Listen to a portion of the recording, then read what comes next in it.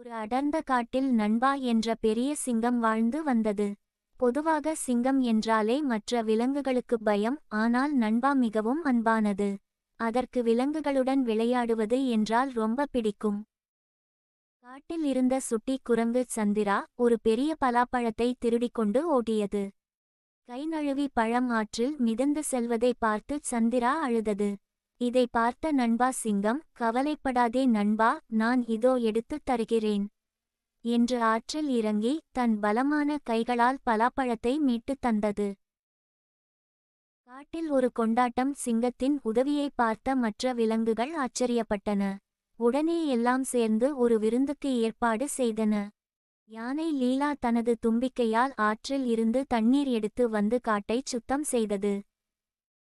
முயல் குட்டிகள் காடு முழுவதும் அழகான மலர்களை தூவி அலங்கரித்தன. ஒட்டகச்சிவிங்கி கலா மரத்தின் உச்சியில் இருந்த இனிப்பான பழங்களை பறித்துக் கொடுத்தது. கதையின் நீதி, சிங்கமும் மற்ற விலங்குகளும் சேர்ந்து அந்த பலாப்பழத்தை சாப்பிட்டு மகிழ்ந்தன.